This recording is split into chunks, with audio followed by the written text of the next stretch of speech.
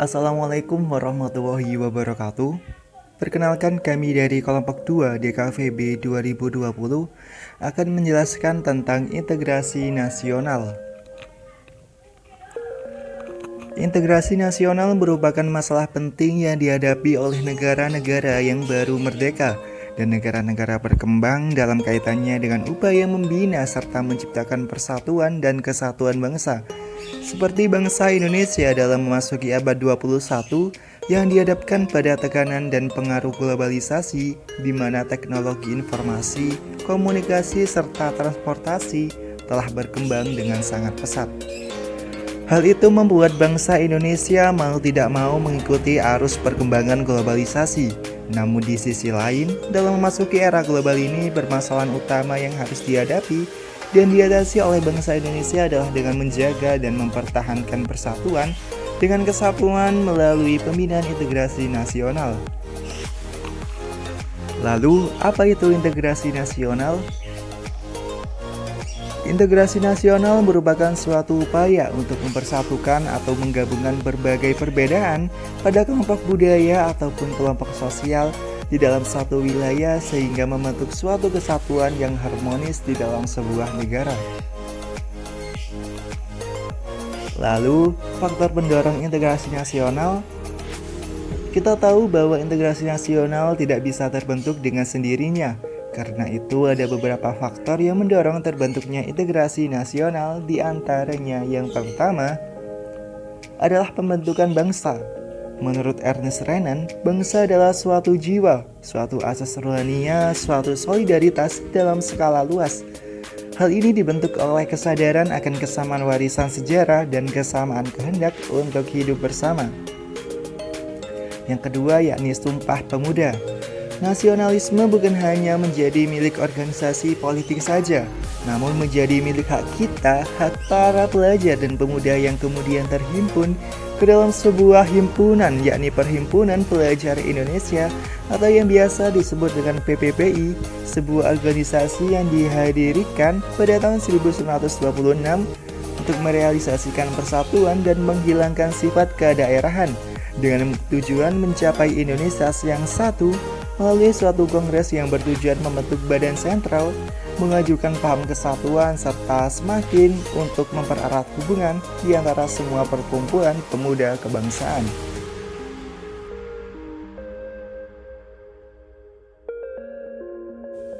Yang ketiga yakni nasionalisme. Nasionalisme adalah sebuah paham yang berpendapat bahwa kesetiaan tertinggi individu harus diserahkan kepada negara dan bangsa. Pada akhir abad ke-18, nasionalisme dalam arti kata modern menjadi suatu perasaan yang diakui oleh secara umum. Latar belakang nasionalisme yang terbentuk di Indonesia tidak bisa lepas dari adanya kolonialisasi yang dilakukan oleh Belanda. Namun bukan berarti dengan tidak adanya kolonialisme di era saat ini, nasionalisme akan berhenti dan menghilang. Realitas historis menunjukkan nasionalisme akan tetap ada meskipun saat ini kolonialisme sedang berakhir. Dalam konteks Indonesia, hal ini merupakan nasionalisme bebas yang artinya tanpa ada tekanan dari kolonialisme.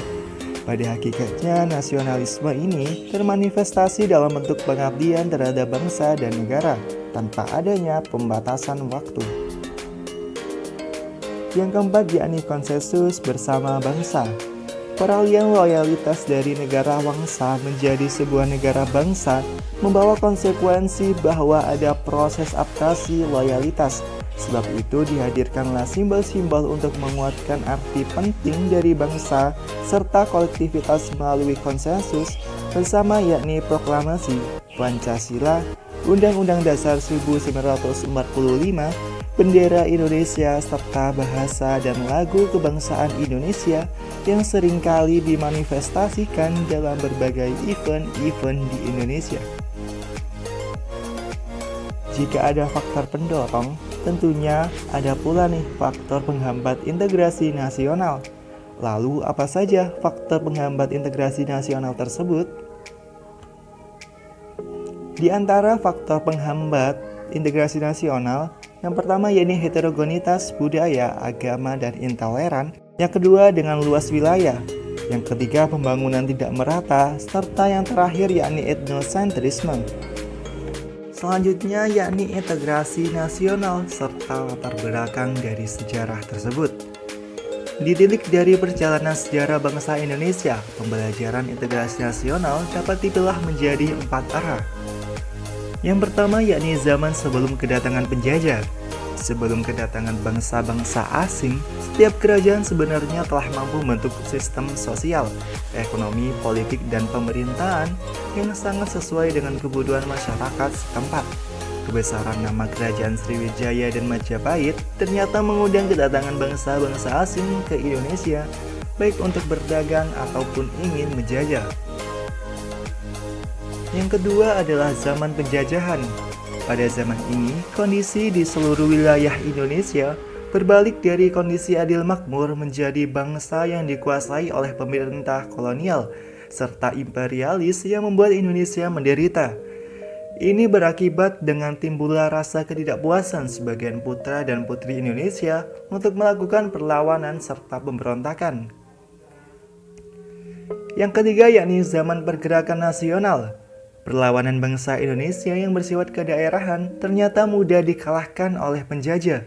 Belajar dari pengalaman itu, maka perjuangan untuk meraih kemerdekaan diubah melalui pergerakan nasional yang terhimpun ke dalam warga organisasi yang ditandai dengan berdirinya Budi Utomo yang kemudian disebut sebagai Angkatan Perintis. Perhimpunan dan organisasi sosial serta politik yang didirikan oleh generasi muda telah mengkristal dan lebih sistematis, strategis dalam menyiapkan dan merumuskan kemerdekaan Indonesia. Terbukti dengan puncaknya pada tanggal 28 Oktober 1928, di mana para pemuda menyampaikan Sumpah Pemuda sehingga angkatan tersebut dikenal sebagai Angkatan Penegak.